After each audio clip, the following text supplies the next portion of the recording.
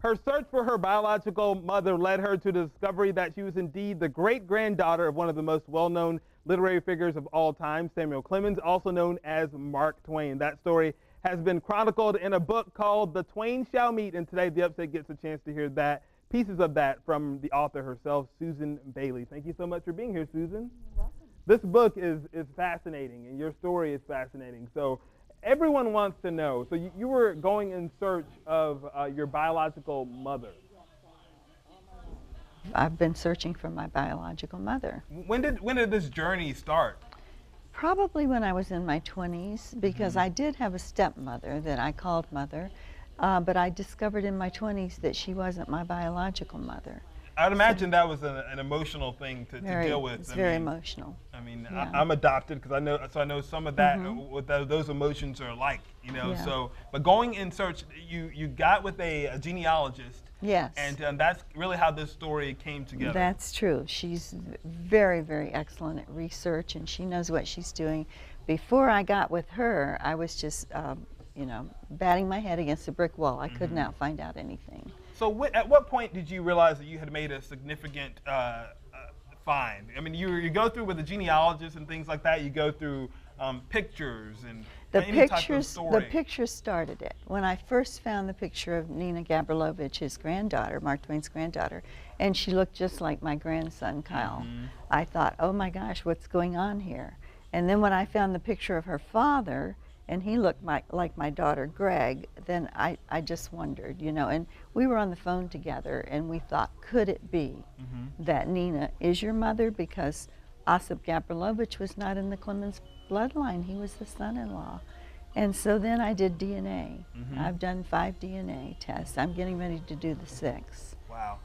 Has there been, I mean, because obviously this book is out, has there been people that are like, you know, are you really, you know, there are probably always doubters. You know, I thought, and we were told the Mark Twain House and Museum in Hartford, Connecticut has helped us so much with the research over the past 5 years, but I was told by one of their employees that once the book came out, that the Twain scholars were going to be throwing rocks at me, but they're helping me. They're helping me. One of them is giving me Clara's, my grandmother's envelopes and stamps so I can do this further DNA testing with her. We're at about the 90% level right now of believing the DNA is positive. We're about, because I have so many connections to both Clemens and his wife Olivia Langdon. But this would put it at 100%.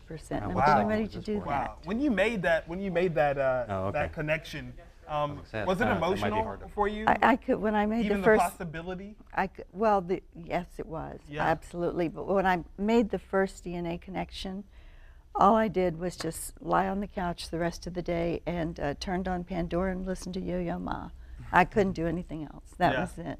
Wow. So now I have about 70 connections. Yeah. So what are people going to find in The Twain Shall Meet?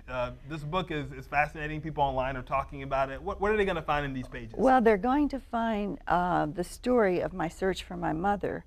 But what they're really going to find, and the reason I wrote the book was, of course, for my children. I wanted them to know their lineage. But they're going to find the story of Nina Gabrilowicz. No one knew anything about her.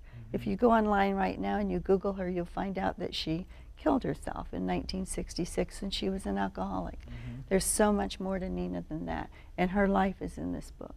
Wow. And I want people to know what a wonderful person she really was. And everyone's asking, how can I get this book? How can I meet Susan? The opportunity is today. You're speaking at the Woodlands at Furman. At Furman at 4 o'clock this afternoon, and I will have books there. But other than that, they can buy it on Amazon. Just go on Amazon and do a search for Twain Bailey, and it'll pop right up. And it'll pop up. When you were able to see this book and this story come to fruition, you're able to hold it and smell it. What was that like for you?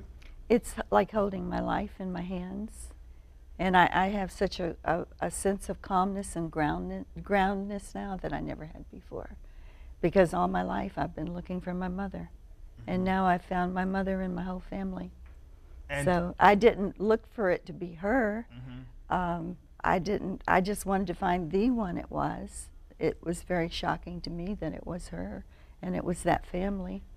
But and other relatives of the Twain lineage, you communicate with them, or is there any type of? There really aren't any. Right, When yeah. you think that Twain had only one daughter that survived, that was Clara, and she only had one daughter, Nina, and Nina had one child, me. So it's a very.